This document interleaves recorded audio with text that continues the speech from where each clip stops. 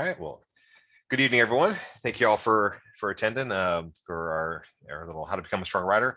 My name is Matt Kiesner. I'm the training manager here and helped write a really nice curriculum for how to help students become stronger at writing and improve. So I do appreciate y'all hanging out, and we'll have a nice, easy presentation about like developing certain writing skills and how to sort of look at that incrementally and in actual steps there. So we got a question answer thing in there if you want to throw that up on the a question there. We can answer those at the end. And thank you for hanging out. So we always start with our why, because if you can change students' self-beliefs, you can change their lives. And I think that a big self-belief that can be really improved upon is the ability to write, the ability to communicate, the ability to change other people's opinions, change their lives, right? And I think that kind of nicely ties into what we're going to talk about today. So let's go over our quick agenda. We're going to do the power and purpose writing. We're going to talk about some brainstorming and how to kind of get the ball rolling. I know that can be a struggle for many students. We're going to talk about creating a strong thesis statement. We'll talk about structure and transitions. We'll talk about the importance of revision and why you need to revise your writing. And then also how to give use beneficial feedback and be the support that a writer needs. And then a couple of different creative ways to grow as a writer. So they kind of start off with is I think the sort of one of the fundamental problems, at least in American education, is that the idea of, and they say this story is apocryphal, so it may not be true, right? The reason that literacy is common is because literacy is a byproduct of the Industrial Revolution, which is that if you have someone working in a factory and you have dangerous equipment, it's the easiest thing to do is put up a sign to say, don't touch the dangerous stuff. Sharp, don't stick your hand in there. But obviously, if someone doesn't read that, is not able to read, they're not going to notice the sign, and could lead to accidents. And so the idea of learning how to read was something that, as education developed, what came into be because of that safety, or like a job safety sort of issue.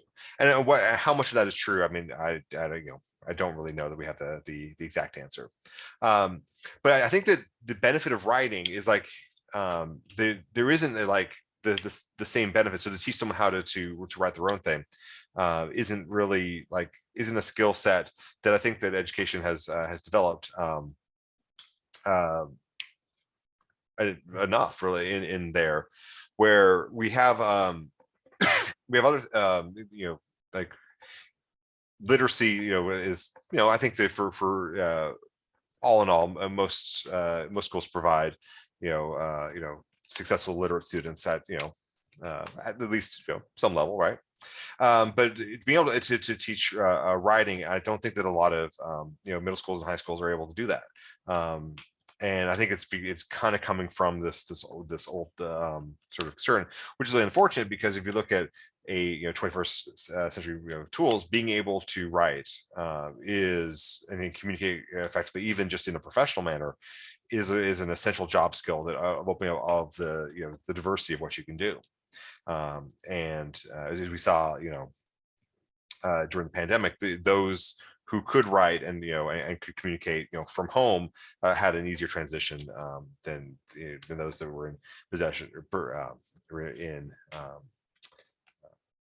professions where you weren't able to do that. So I sort of I transitioned into this slide as well. The writing is now, I think, like a fundamental skill for many jobs, whether it's just email communication or posting online. And I think it's unfortunate that I think schools have been slow to catch up with that curriculum in there, and it provide those skills for for a lot of the students. So hopefully we can sort of be on the a way to kind of provide that support secondarily. So let's talk about what writing is and and how we can kind of sort of demystify it a little bit. So the one thing about writing is I think is always interesting is there's really only three things you can do with writing.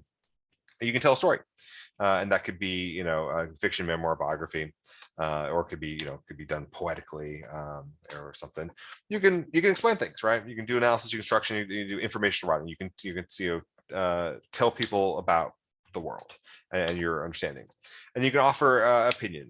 You can this is persuasive writing, argument. And that's kind of the main three of writing is those those operations. And there isn't that many different ways you could approach that. So part of getting writing is actually that brainstorming or pre-writing process. So anything that's worth writing down, I mean, it would be better to do some pre-writing on there. And there is, I think, no right or wrong way in this. And so I think it's good to kind of explore those options and then see what makes sense for the student. Because I think that how different people's brains like to organize things can definitely be done in different ways. So one sort of classic is the free writing, and the free writing is where you just go in, either open a Word document or a piece of paper, and you just write down ideas as they come into your head.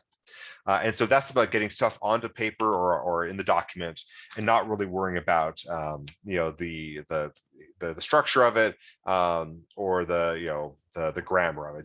The idea is to get things open. The one thing that I think is necessarily a danger is that a free writing should not be ever seen as a final draft. And so those that kind of like to go through free writing, it's important to think of it as as the part, and knowing that you should rewrite it, and will probably rather than just revise. A lot of free writing would do best for like having a complete revision. There's the journalist question, and this is sort of a more of an analytical approach, where the journalist question, the who, what, where, when, and how, or why. Yeah, that one too.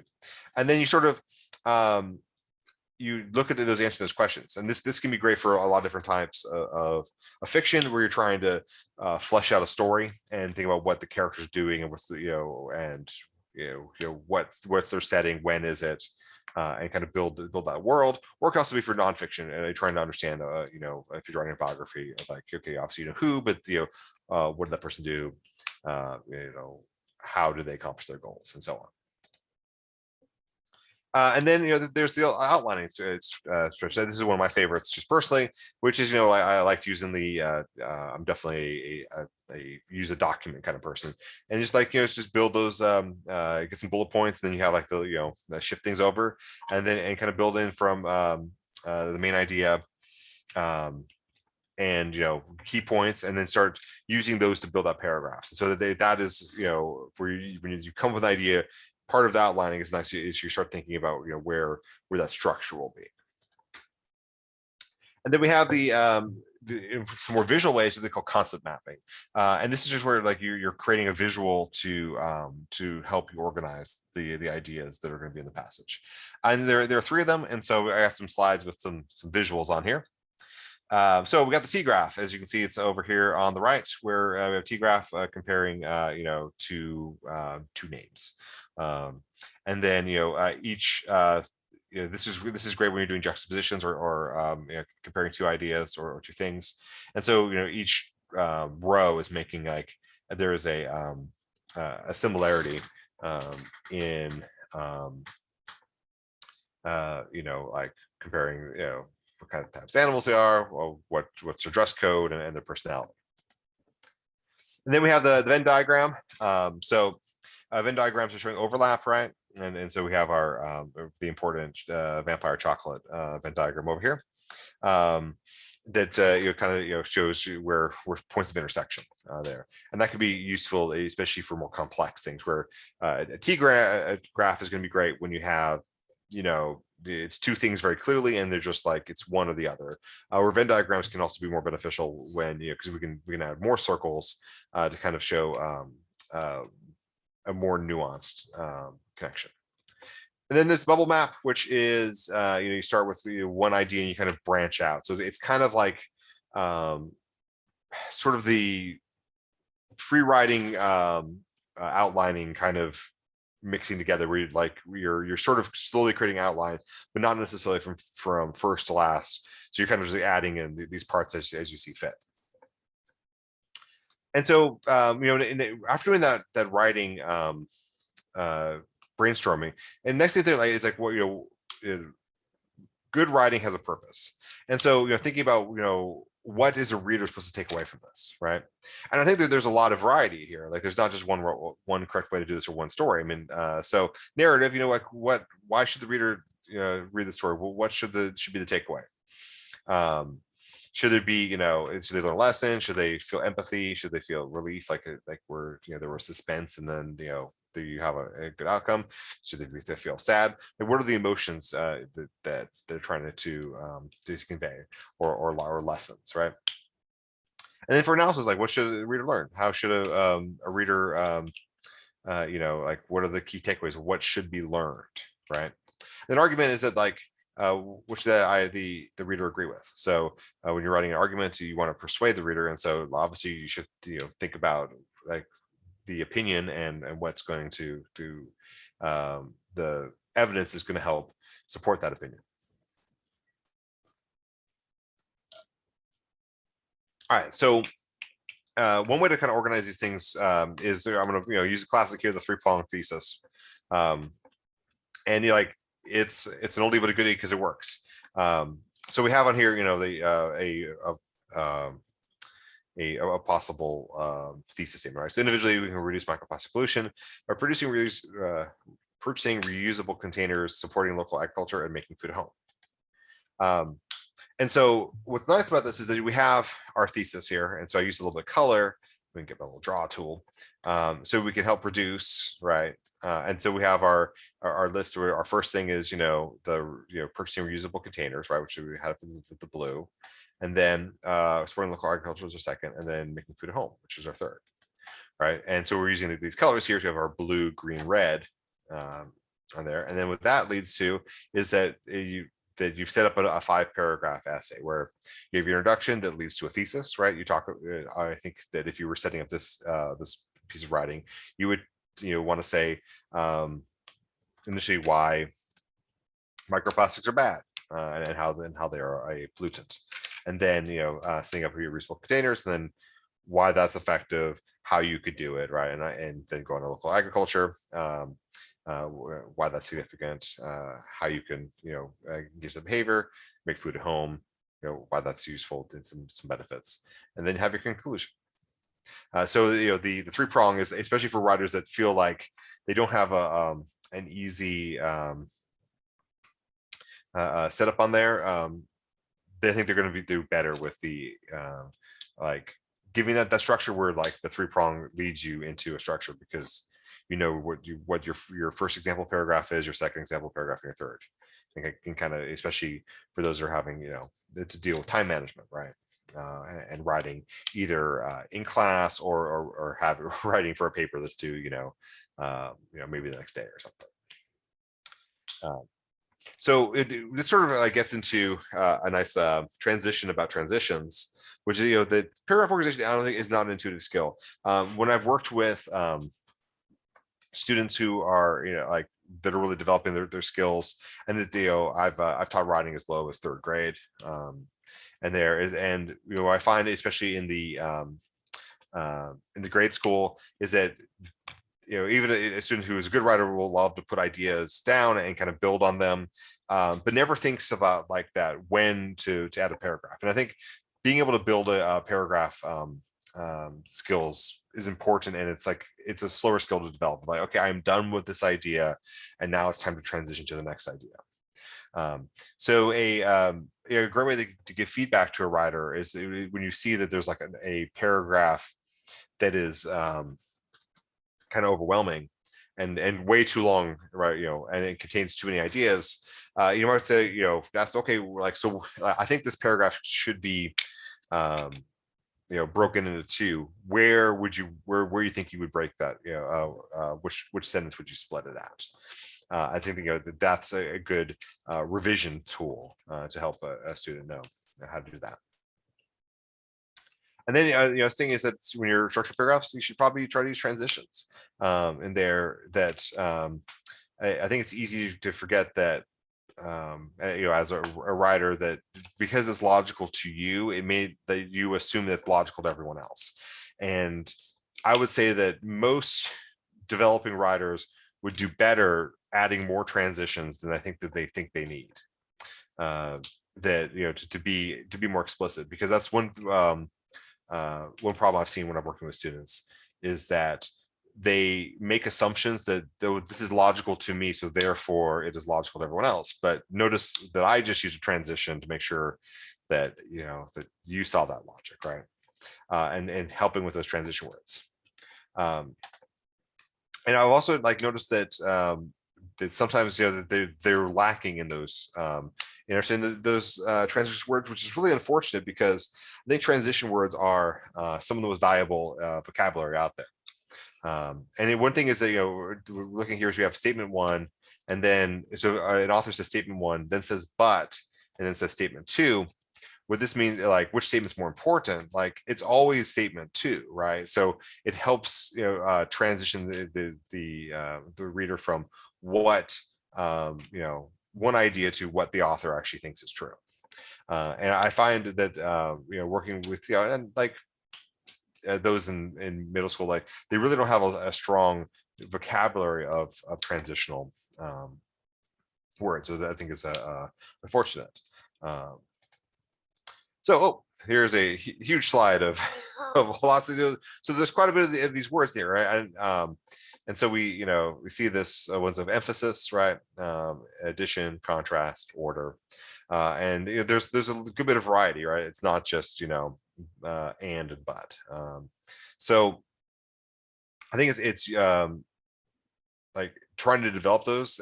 One can make the writing more interesting, because there's nothing worse than a student that relies on I mean, it's okay, but always uses also, and then also, right? Yeah, and it gets some variety in there. I shouldn't say that there's nothing worse, but you know what I mean. And so the thing, building the vocabulary of transitions. A little quick aside, as someone who just took the new digital SAT this morning, because that's coming around the corner, and for those with students who are sophomores younger, that test will be their version of the SAT.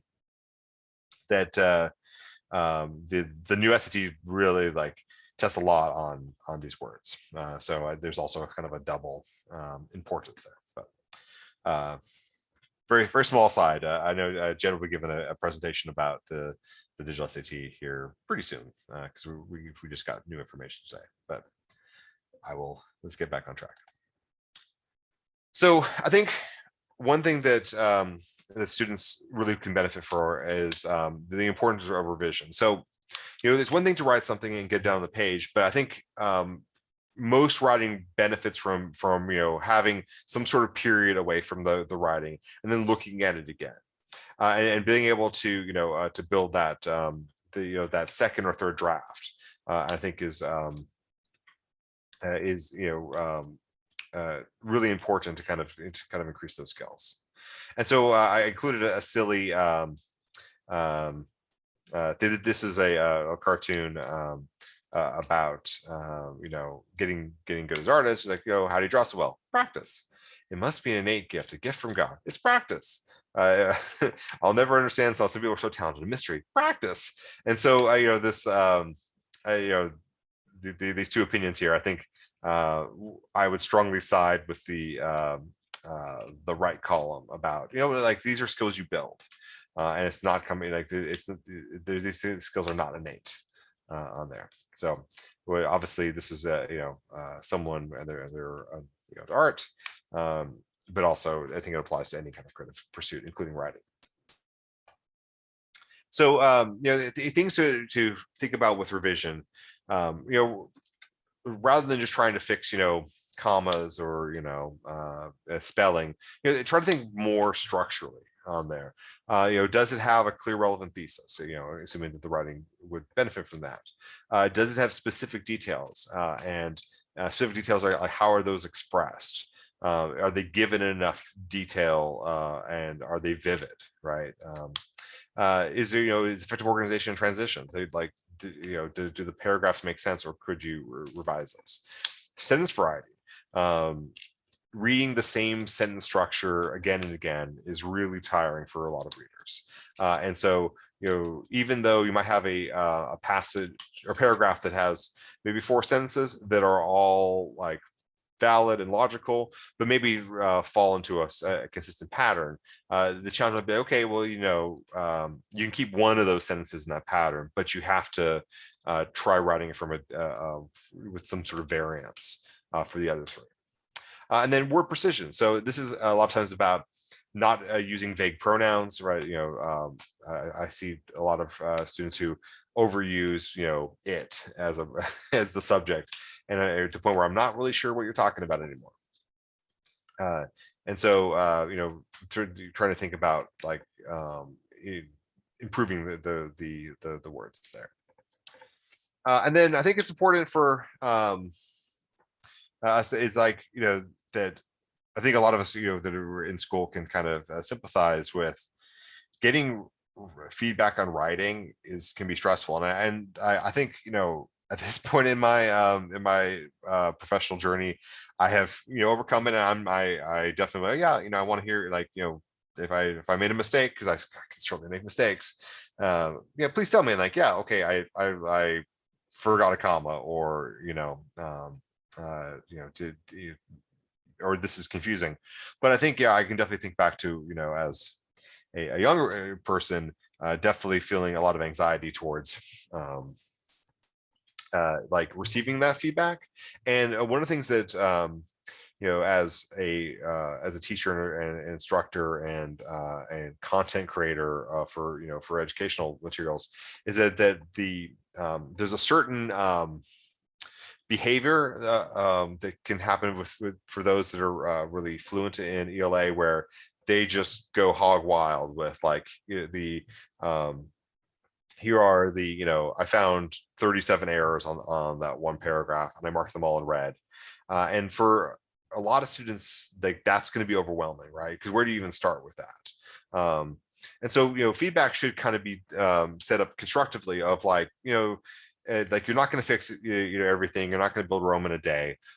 So, rather than, if a student's really struggling and you have like every little grammatical thing, it might be better to like try to, okay, well, what was the main idea of this paragraph? What were you like? So how could you convey that better, versus just like, this is a misplaced modifier, and then you're not parallel here, and this is a run-on. I don't think that that's the most effective kind of feedback, and then that just stresses that a student out, and like makes them feel bad, right? And if we're trying to change students' self-beliefs, we obviously need to support students. So yeah, kind of continue on here.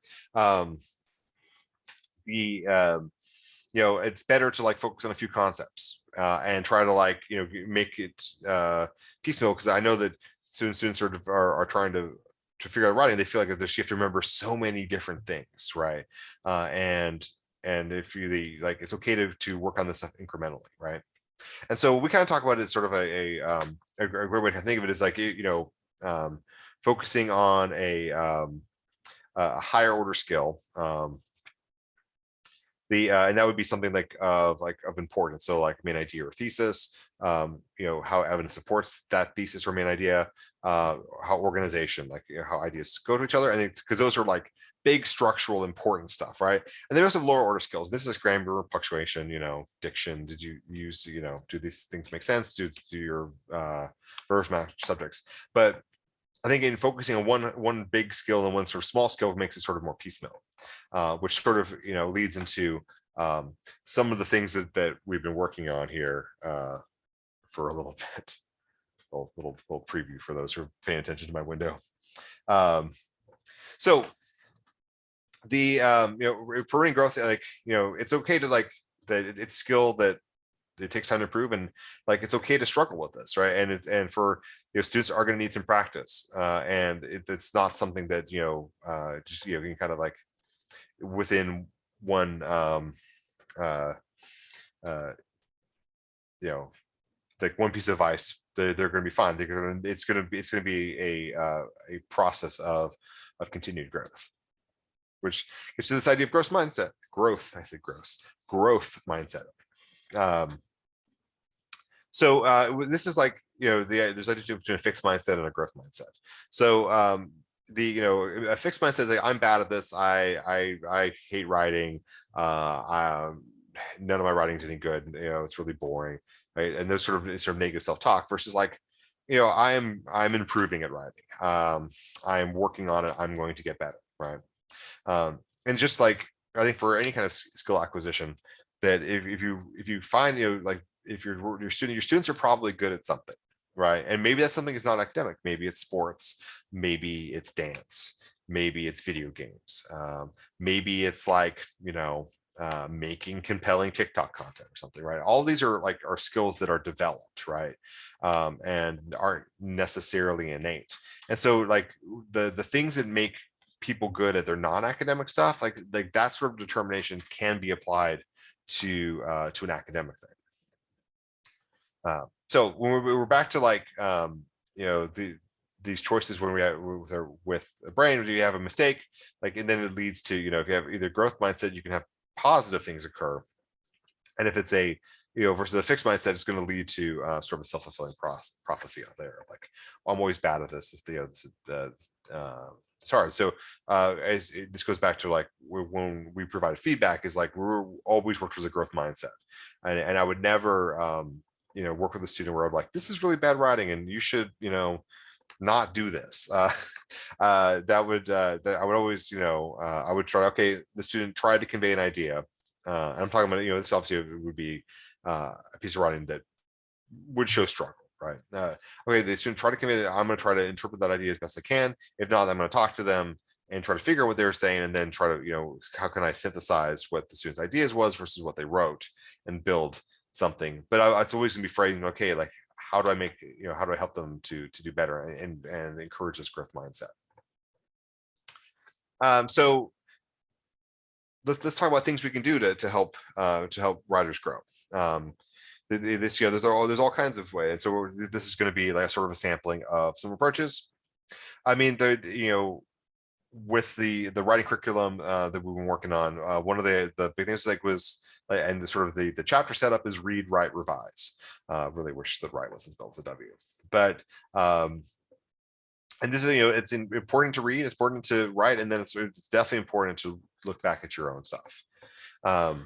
So when we first learned to read, like, and this I'm talking about early childhood literacy, reading itself is a goal. It focuses on phonics and pronunciation, and understanding that the word CAT is pronounced cat, and it represents a feline animal.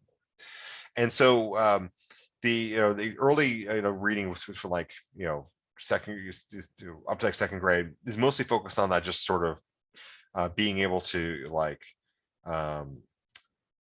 to sound out words and say them and understand what's going on. But eventually that transitions into learning new ideas. And so at a certain point in education, you're no longer reading to learn how to read, but you're reading to learn new content. I think that's a pretty profound change in there. So if we look at writers, like if reading to analyze how a writer puts things together, we're actually kind of looking at it more about at an even more meta level, which is now we're not just listening or like reading to learn how to read, or reading how to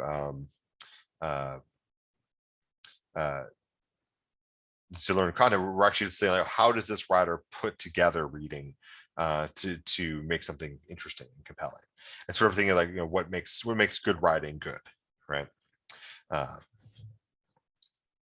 So with reading goals, I mean, I think these are sort of like questions you should ask as you're reading, and to kind of work towards metacognition of reading, right? Thinking about why the writer did this, right? Because this is sort of like one of these as you get good at something, you tend to kind of cross over from just being a consumer of it to hopefully a maker, or at least someone who can understand something at a deeper level. And I think this is true for all kinds of stuff, where you first start playing video games, you're just like, oh, this is fun, I made the character jump. But then if you start getting more and more video games, you start thinking, oh, like these are this is the physics system that's running behind it, that's letting us do this, and these are the light particle effects that this system allows, that creates this experience. And getting more understanding. Or if you start with, I like music, and then I learned to dance to music, but then I learned how to make the music, right? And then I can understand, the music obviously is a very deep rabbit hole of, and then you say, okay, this chord next to the, played after this other chord makes a certain feeling, right? And so these are all kind of getting into sort of metacognition, which certainly applies to a lot of different things. So and for reading, it's trying to reading comes from someone, most of the time. I guess obviously we're now getting into the world of AI, but if we assume that the human-based reading is why did the author write this text, and then what are they trying to convince me of? What specific section, what did this part focus on? What did this paragraph contribute to the whole story? What is the key information I should walk away with, right? What sections are hard to follow, so thinking about where the complexity is, right? What's going to happen next, that sort of inference, has the author given me some clues about what the next part is. And then for writing, I think it's good to try different types of writing, in terms of what the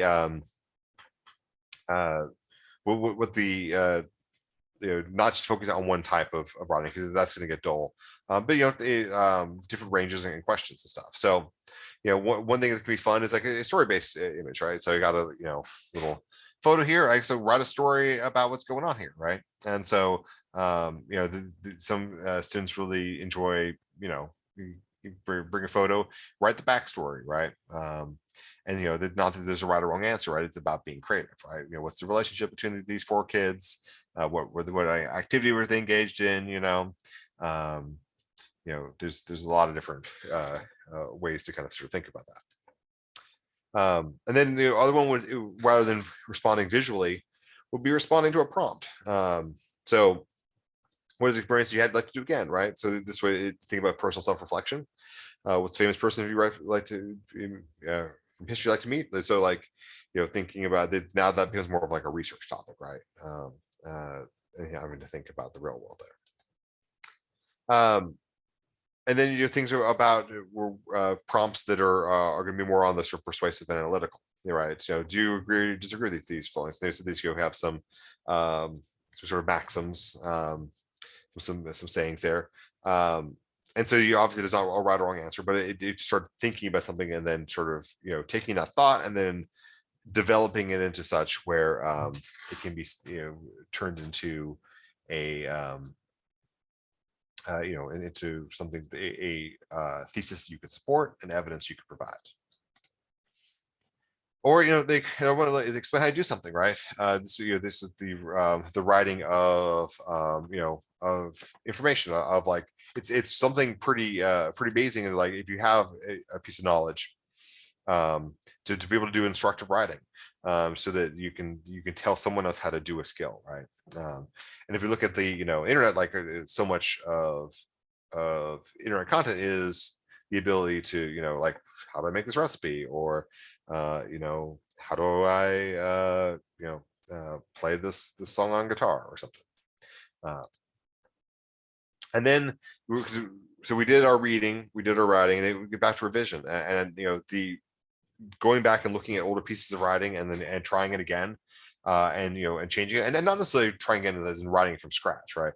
I have no problem with students using word processors to create. I don't think that there's the word processor or pen and paper or Quill and Inkpot, I think all work just fine. There's no I don't think that the technology determines the outcome there.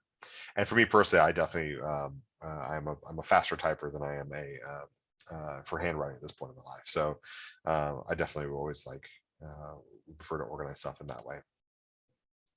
Okay, so we're at the end of here. So we're going to launch a little poll here. Get it on there. So the welcome poll has been launched. So I'd love to, you want to get some information on there. And obviously for us, we do, do three things here. So kind of we're talking about is sort of the academic tutoring of this, of improving the skills for the, to improve. Yeah, I mean, I think writing goes beyond academic, right? But I mean, that's sort of at the core of it. We obviously love doing SAT, ACT, and SSAT, and GRE, and all that kind of fun stuff. And executive function coaching, which that is, I think, can kind of dovetail nicely from writing, because a lot of writing and that planning and organizing is an executive function skill in and of itself, right? Is how do you put information down on there? So. We have a new product of the Applerouth writing workshop, which is we feel it's good enough for or like it functions certainly for student grades 5 to 12, and I think even like post 12 into like it is also useful in early college, especially if someone is nervous about a freshman writing seminar and want to get some preliminary work on there. We work at one-on-one with tutor. We got a curriculum on there that that is set at the pacing. I'll say that this is also it's a great thing to sort of place in there in terms of the like summer or thing over as obviously take a few weeks in the summer and build some understanding on that. And part of this is that as I alluded to, we now have our own curriculum guide on there. So it does exist. I have a physical copy of it. It actually just came back from the printers a few weeks ago, and it's a gorgeous little book there that I had is a project that I managed. So the it's set up to it covers 5 types of writing and key strategies to go in this. Focus on big picture. Each lesson is focused on one big picture idea, and then one grammar mechanic idea. All kinds of writing prompts in there, and it's done friendly. If you're familiar with any of our materials, like it is, it's full of fun illustrations and easygoing and exercises, and is that's kind of our tone. And to be very clear, any purchase of writing workshop stuff would be the material that would be sent. It would be additional on there. So that is what I got to say. If anyone's got any questions or answers, hang out for a little bit. We also there in the chat, if you wanted to discuss tutoring options, there's a calendar link, and what that does is that you click on that, and it'll tell you some times where you can go ahead and chat with one of our program advisors, and certainly if you're more interested in the writing workshop or any other kind of service we provide, we'd be happy to chat with you. So.